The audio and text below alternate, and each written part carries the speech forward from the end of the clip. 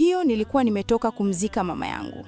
Mama yangu ndo alikuwa ni familia pekee nilionayo, kwa maana simjui baba wala ndugu mwingine yoyote wa mama.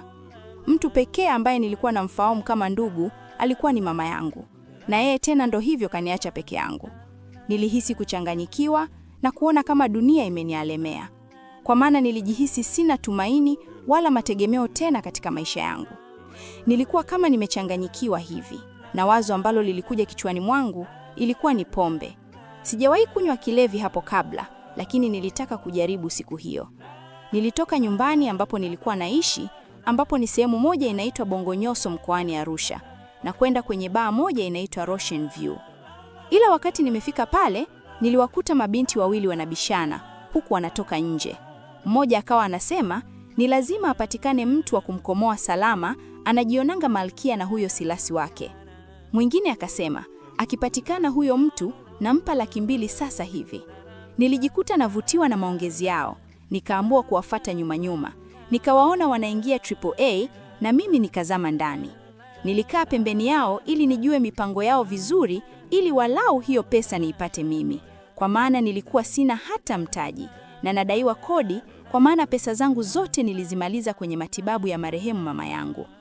Yaani mtu aende akajifanye ni mpenzi wa Silas, na ikiwezekana amkiss mbele ya kile kishanshuda, lazima tukikomoe kipuuzi kimoja kile, akasema mmoja wa wale wa binti, na mwingine akatoa lipstick akiashiria kuwa aliye tayari apake aende akamkiss Silas. Nilimnyang'anya yule dada ambaye alikuwa ameshikilia lipstick, kisha nikajipaka vyema kabisa, na wale mabinti wakawa wamenitolea macho tu. Haya, nionyesheni huyo Silas ni nani, na pesa mumpe mhudumu kabisa, nikasema, ila wale wanawake ni kama hawakuwa wananiamini. Yule aliyesema atatoa pesa akaingia kwenye pochi yake na kutoa kitita cha 200,000 akampa yule kijana aliyekuwa counter. Na mimi kwa kujiamini nikaanza kutembea taratibu kuelekea upande aliyokuwa Silas. Silas alikuwa katikati na pembeni yake alikuwa mwanamke ambaye sikuwa namfahamu kabisa. Nikasogea na kumpiga busu kwenye lips zake na kumwachia alama ya lipstick kwenye midomo yake, na baada ya hapo nikambusu kwenye shavu. Silas akawa kaduaa, ila kuna mwanamke akaja akanipiga kibao, kisha akasema, wewe malaya, najua umeshazoea kuuza, sasa unataka kuja kumuuzia mume wa mtu. Aisee, ni lazima nikufundishe adabu. Mara ya mwisho kujifunza judo ni lini? Nikamuuliza yule mwanamke kwa sauti ya kujiamini, maana nataka nijue napambana na Lena au mzoefu mwenzangu.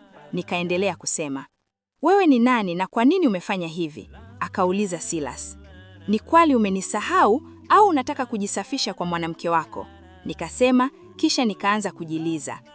Ahadi zote ulizonipa Silas na mipango yote tuliyopanga, kwa hiyo yote ni yasahau kweli? Ni kweli hujawahi kunipenda Silas wangu na ulikuwa unanidanganya tu? Nikawa nasema. Watu wote waliokuwa pale wakawa wananishangaa, hata huyo Silas mwenyewe, maana ni kweli hakuna hata mmoja anayenifahamu.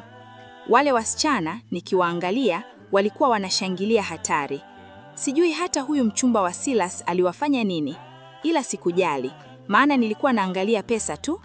Nikamsogelea yule mwanamke wa Silas, kisha nikamnongonyeza kuwa, kizuri kula na ndugu zoba nae.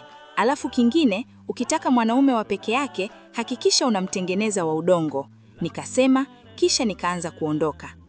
Wale mabinti walinipongeza sana, kisha wakanipa pesa waliopanga, na yule mwingine ambaye hakutoa pesa, na yeye akatoa 50,000 kama pongezi, na mimi huyo nikawa naondoka zangu. Nakuja. Nikirudi nyumbani ninapoishi, na moja kwa moja nikaelekea nyumbani kwa mwenye nyumbani, maana alikuwa ananidai kodi na kumlipa pesa yake. Baada ya hapo nikanunua chakula, nikala, kisha nikalala ikiwa na mawazo ya kutafuta kazi kesho yake. Asubuhi wakati namalizia usafi, akaja shoga yangu mmoja akanambia kuwa anataka tuende kwenye kampuni moja tukaombe kazi.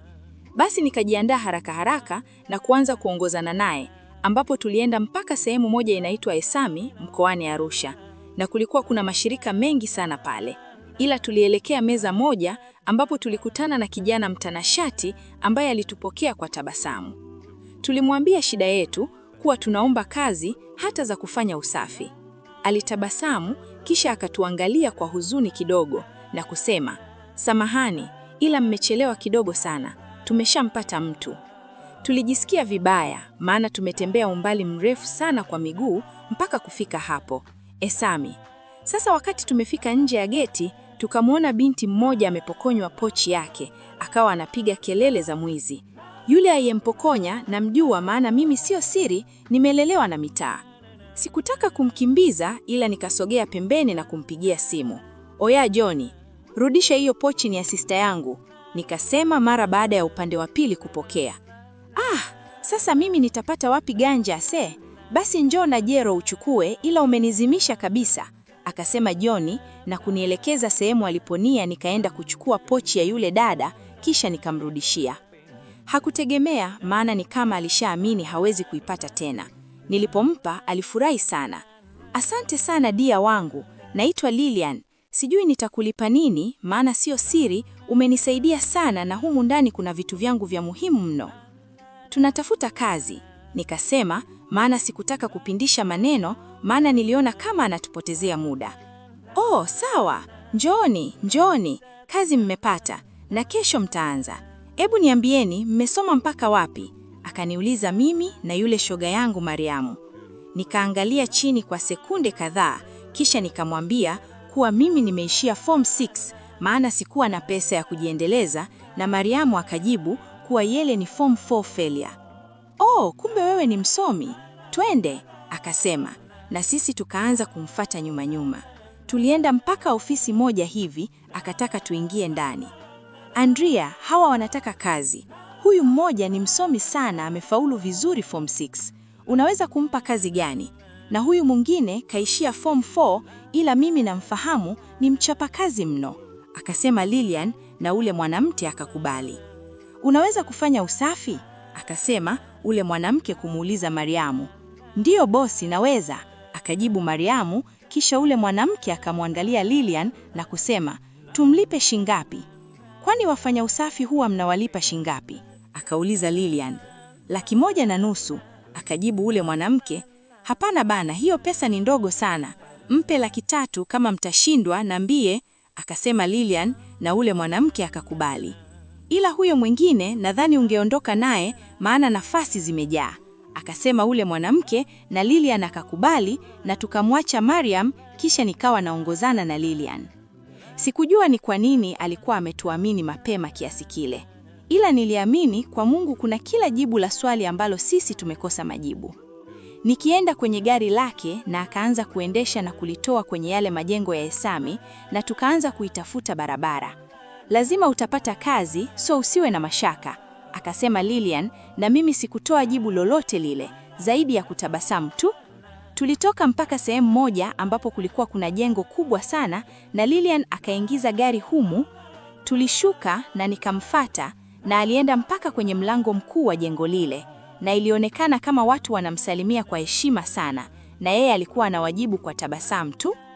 Ila huyu yuko peace sana, tofauti na ule kaka yake, akasema mmoja wa wafanyakazi wa pale. Hata huyo kaka yake hana shida, ila ule demu wake, yani mwanaume malaika, lakini mpenzi wake shetani, akasema mfanyakazi mwingine. Sikuelewa na niliona kama hayatanihusu, maana mimi kuja kwangu pale ilikuwa ni kwa sababu ya kupata kazi tu. Tulienda mpaka ofisi moja hivi, akataka tuingie ndani. Andrea, hawa wanataka kazi. Huyu mmoja ni msomi sana, amefaulu vizuri form 6. Unaweza kumpa kazi gani? Na huyu mwingine kaishia form 4, ila mimi namfahamu, ni mchapakazi mno, akasema Lilian, na ule mwanamke akakubali. Ila huyo mwingine nadhani ungeondoka naye, maana nafasi zimejaa, akasema ule mwanamke, na Lilian akakubali, na tukamwacha Mariam. Kisha nikawa naongozana na Lilian. Sikujua ni kwa nini alikuwa ametuamini mapema kiasi kile, ila niliamini kwa Mungu kuna kila jibu la swali ambalo sisi tumekosa majibu. Nikienda kwenye gari lake na akaanza kuendesha na kulitoa kwenye yale majengo ya Esami, na tukaanza kuitafuta barabara. Lazima utapata kazi, so usiwe na mashaka, akasema Lilian, na mimi sikutoa jibu lolote lile, zaidi ya kutabasamu tu. Tulitoka mpaka sehemu moja ambapo kulikuwa kuna jengo kubwa sana, na Lilian akaingiza gari humu. Tulishuka na nikamfata, na alienda mpaka kwenye mlango mkuu wa jengo lile, na ilionekana kama watu wanamsalimia kwa heshima sana, na yeye alikuwa anawajibu kwa tabasamu tu. Ila huyo yuko peace sana, tofauti na ule kaka yake, akasema mmoja wa wafanyakazi wa pale. Hata huyo kaka yake hana shida, ila ule demu wake, yani mwanaume malaika lakini mpenzi wake shetani, akasema mfanyakazi mwingine. Sikuelewa na niliona kama hayatanihusu, maana mimi kuja kwangu pale ilikuwa ni kwa sababu ya kupata kazi tu. Tulienda mpaka ofisi moja hivi, akataka tuingie ndani. Andrea, hawa wanataka kazi.